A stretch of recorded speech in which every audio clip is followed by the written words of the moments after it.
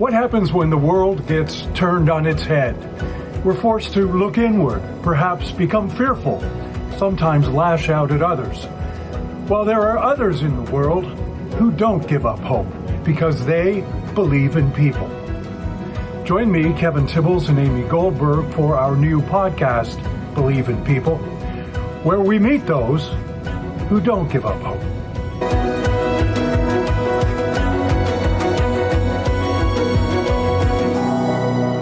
Today, we're going to bring you something special. Today, we're going to visit Greenland and spend some time with Ivalo Arnfjord. Ivalo not only lives in what many of us would consider a very isolated place, she has emerged from a difficult upbringing of isolation and substance abuse and has found inner calm and peace. From hardship and an environment of isolation, she shares her warmth. And as you will soon find out, she is one of the warmest people on the planet. Ivalo, welcome to Believe in People. Thank you. Oh, it's so great for you to be here. I understand that English is your third, it's like almost a third and a half language for you. You speak Greenlandic, that's your mother tongue. You speak Danish, English, and a little bit of Spanish, which Yes. brings me to, I heard a podcast that you were on and you said, which I absolutely love, you said, being heard is important. Listening is profound. The ability to listen. Well, we're certainly here to listen to you today. So question for you, just to share with the listeners and the viewers, tell us a little bit about your upbringing. All right. I am currently living in Nuuk, the capital of Greenland. I was born and raised in South Greenland, a little city called Qaqortoq. It means white, and there is about 3,000 people. I am the eldest of 4 siblings. I have a sister and we have 2 brothers, and we had a very normal upbringing, but we had problems at home. Our parents had, in their relationship, they didn't really had a great relationship, and they drank, and then sometimes there were violence.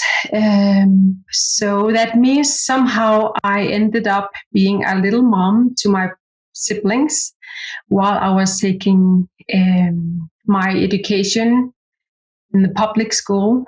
And what else? Then when I was 9 years old, I was unfortunately sexual assaulted by a man who were a distant family member. So that was one of my first frightening traumas. And then what else?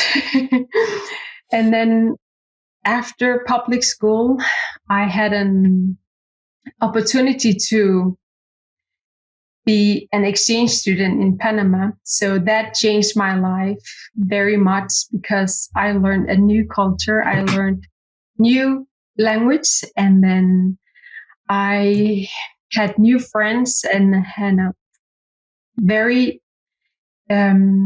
bigger picture of the world.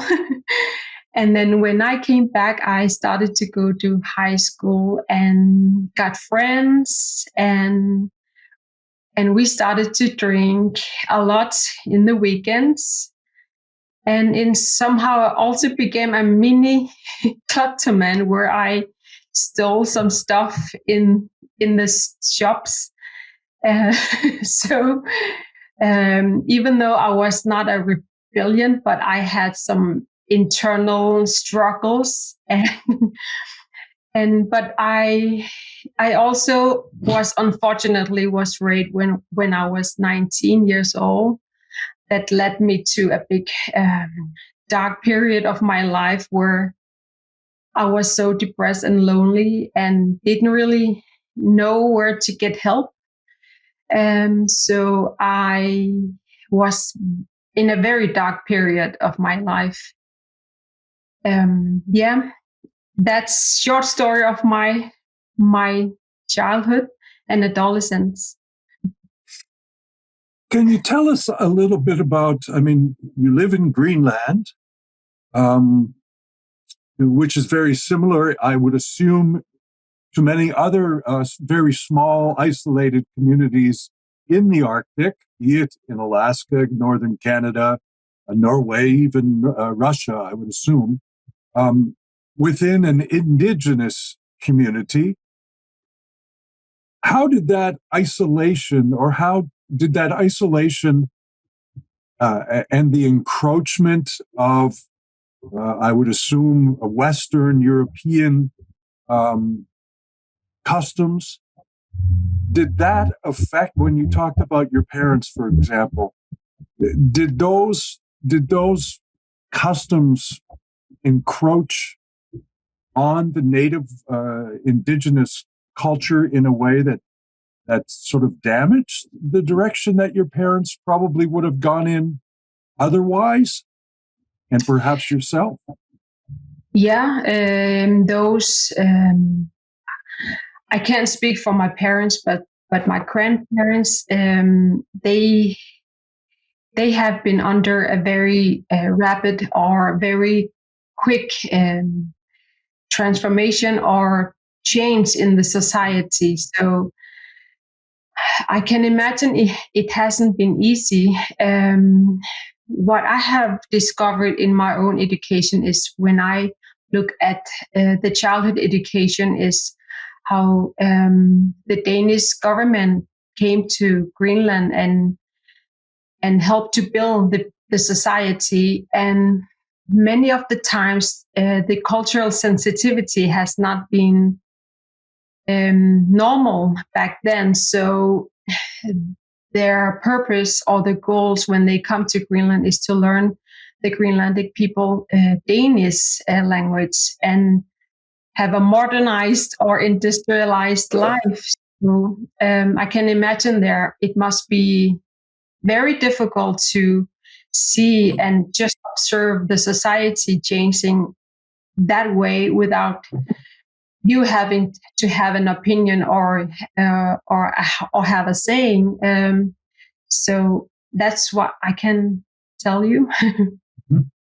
And, Ivalo, to that point, then, not only are you trying to figure out your own journey and experiences, but also and understand what are your options, but also that your culture is compromised because you have to assimilate into a different kind of lifestyle. So where in your life did you decide that, given that you were trying to raise your siblings, you're struggling and life happens and you struggled with that?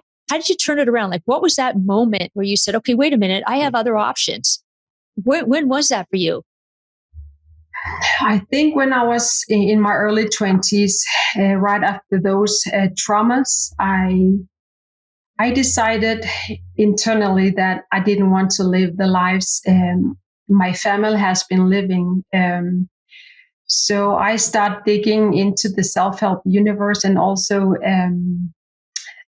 how do you call, where you get help to stop drinking, alcohol treatments. So I somehow decided to be happy and I wanted to have a great life. So I started digging and learning in the self-help universe and trying to understand myself, being in the nature and then listening to myself and did a lot of inner work. So I just decided that I didn't want to live the same pattern as my family have been living. And now you can pass that on to others? Hopefully. How do you do that? When I had my first insight in 2018, that insight changed my life completely because I understood that my well-meaning struggle to create a beautiful life, or helping myself through meditation, through healing, through speaking with a psychologist, through any kind of method or techniques you can find in psychology world or spiritual world or self-help universe world. I saw that it didn't help me. I saw that I have created a tunnel where I was not in touch with life. I saw that I have been looking for answers outside of myself so much in so many years, maybe about 15, 20 years. When I saw I have been looking in the wrong direction, I can say, it led me to listen to my heart, and I had to give up everything I have learned. So that was the change that transformed my life, and we are doing. We are sharing our stories when to the rest of Greenland, to the Greenlandic speakers, of how we can find ourselves. And Ivalo, how do you do that? So we've been talking about, this has been an interesting theme for us. And Kevin has asked questions in the past around, okay, if it starts from the inside, despite all of the external circumstances, how, and can you share with our listeners and viewers, how exactly do you start? Like, how do you quiet the noise, or do you listen to it and then you evolve in a certain way? Like, give us one tip in which we can sort of start from. Just like sharing your own insights is enough. Sharing your own personal transformation story and telling to others is enough. And then they might be able to listen to their own heart. So that's the simple thing I can say. So, Ivalo, did you say to yourself, okay, that's enough? Like, was there a trigger to say, okay, wait a minute, that's it. I've been the victim. Now I'm going to take control. Like, what's that one story for you? I'm just trying to wrap my head around what was that for you, that story? It didn't happen from my own personal power. I was just open-minded. And I had no expectations when that happened. And what happened is that I was listening to the psychologist from Denmark, Mette Louise Holland. She had written a book, and that book was in audio, and I was listening to that while I was on an airplane. And something tremendous insight happened to me. I saw from within how I was not damaged. I have never been damaged, and my soul will never be damaged. It's all thought created, and I have believed my thought that I was broken, that I need to be fixed. The things that I saw within myself just happened naturally or organically. I didn't make it happen. So I think that's the magic about this understanding. It happens, it occurs on itself, or it happens without expecting it or forcing it. It just appears to you or uncovers to you. So it's something that my mind cannot understand still today, because it just happened. And it's not under my control, and it's not intellectually. It's from, I don't know, the light within just pops, or I don't know how to say that, but I saw something within, and then it was the absolute truth I saw, and then everything outside of myself also changed right away. So I'm maybe that's, I don't know how to explain that. It sounds to me like what you're explaining is empowerment, but empowerment of your own self, your own soul. And that can only come from within you. Yeah. Yes, absolutely. Yes. I Because don't I want tried to, to go my ahead. psychologist from when I went to my psychologist for many years, and I was giving my power away because I thought that's because she's a psychologist, she knows how to fix me. So when I had my insights or realizations, I saw because I have believed in those thoughts. That's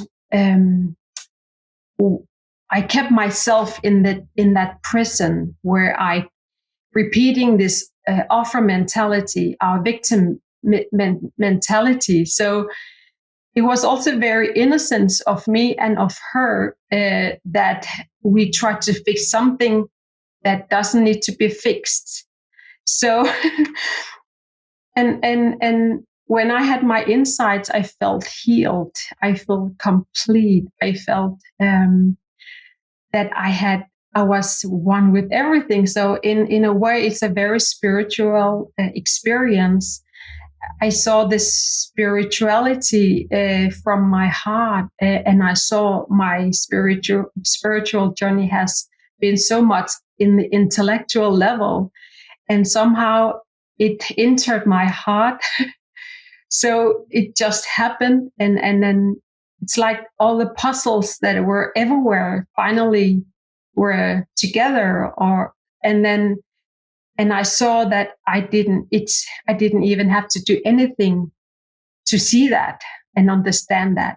And then yeah, it's wonderful. That's why I cannot keep it to myself. I have to share, and whoever who are interested will listen to that.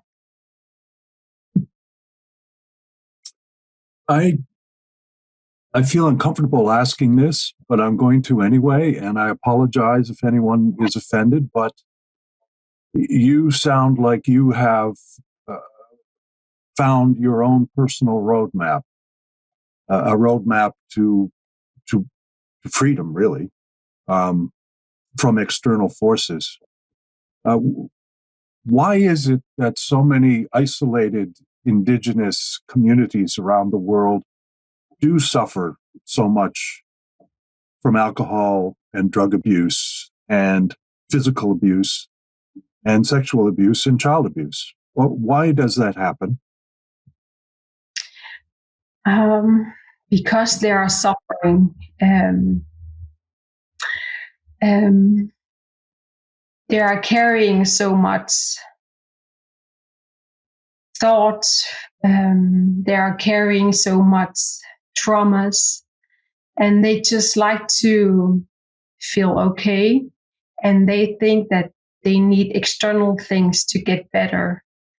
Like I was searching and trying different kind of things outside of myself to fix myself, but that never happened during those 15, 20 years.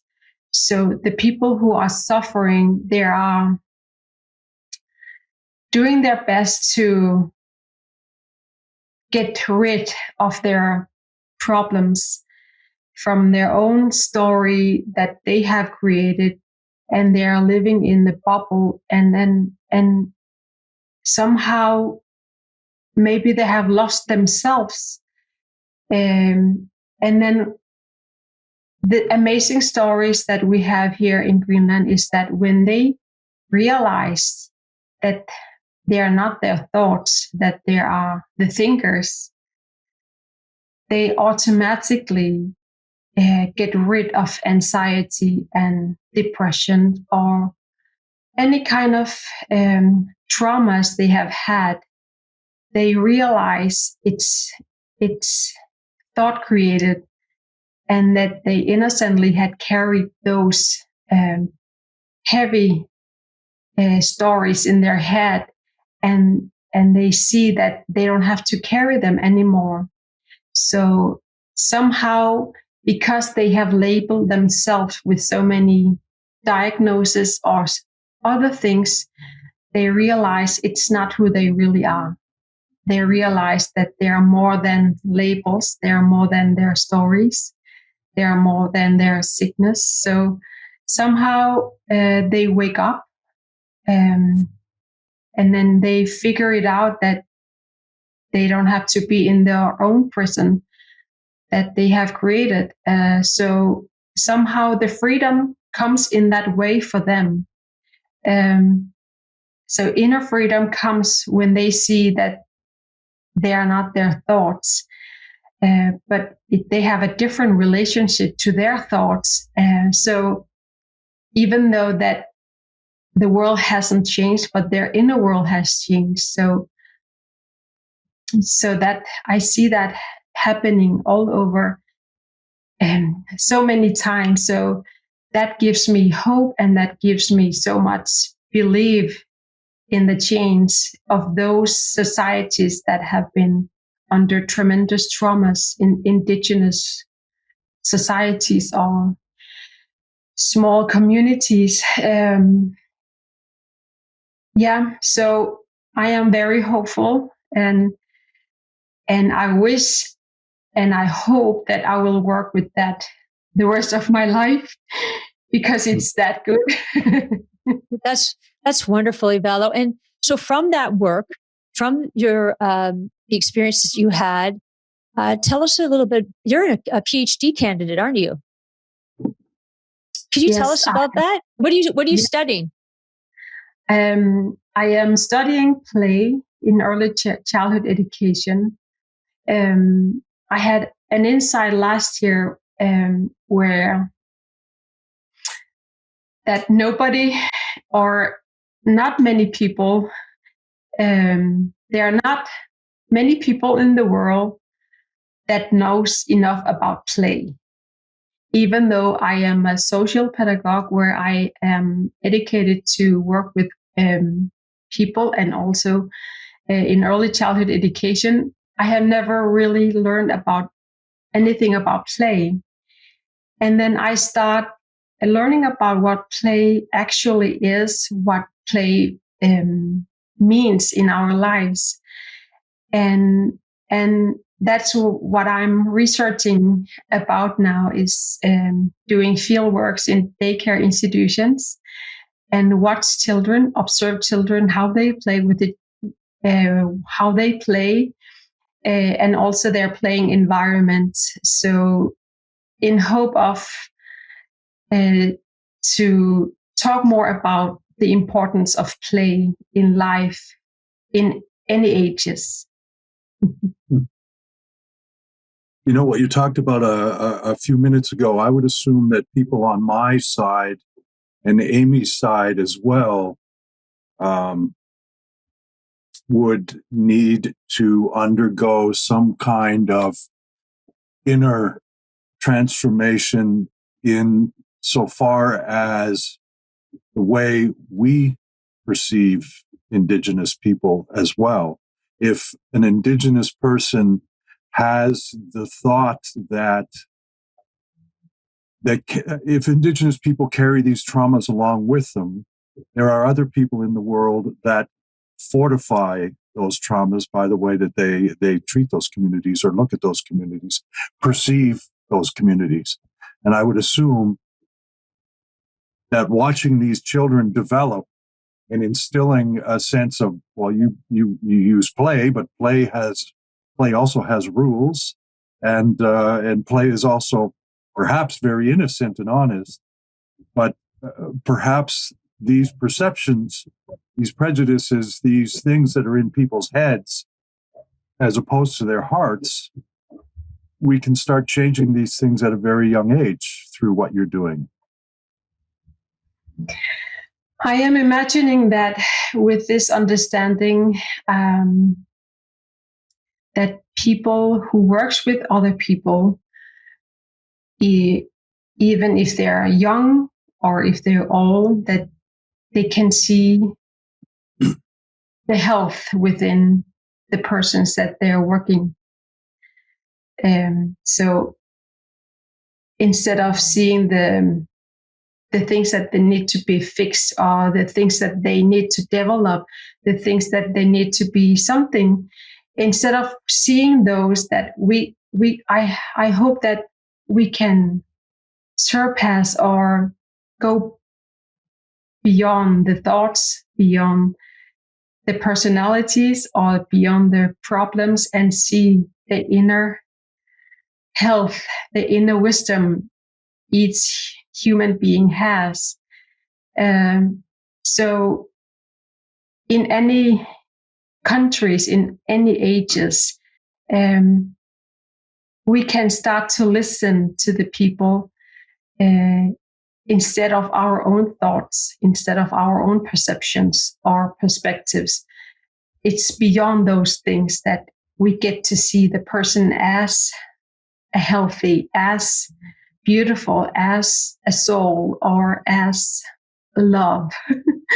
So it's beyond the theories, beyond anything, that we are more than the physical, we are more than our stories, we are more than our cultures, that somehow we are the same. I'm guessing that gives me so much hope. And that's why I keep doing this work, because I have not seen any other things that give me so much joy. So it's so simple, and it doesn't require so much work. You only have to be open-minded and looking in that direction. And Ivalo, you touched on hope and the work that you're doing with people. Each week, Kevin and I ask the question, why do you believe in people? And I think the addition to that question for you is, why should others believe in people? Because I know in any addictions, people crave connection. And also in the connection, that is the thing that for me, that I create a relationship. And if I don't believe in people, I wouldn't be able to have connections and create relationships. And then how can I not believe in people, and knowing that we are all one spiritually? I cannot disconnect from myself, from others, because I don't know, that doesn't I don't know, it doesn't make sense if I don't believe in people. We're happy you believe in people. We're also very happy that you joined us today. Thank you very much. Before we let you go, though, I would like you to tell everyone who's listening what your last name means in Greenland. Arnfjord. Yeah, my name is Ivalo Arnfjord. Arnfjord is from my husband, and it means eagle fjord. So it's not Greenlandic, it's Danish.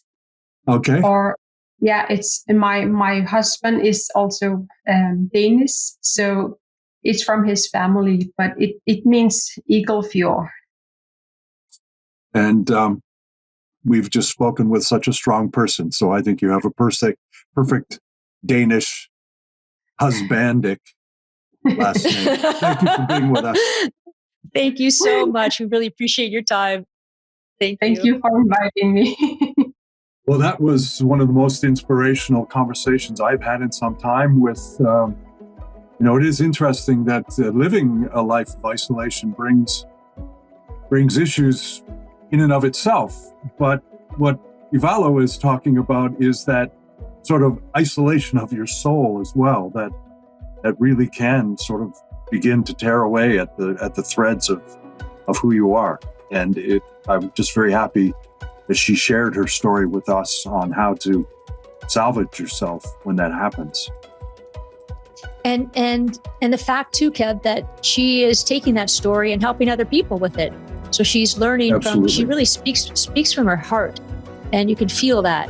So I'm so happy that we had a chance to meet. She's really an inspiration. And if you've been inspired by the story, we encourage you to subscribe to Believe in People. Thanks for joining us. Thank you.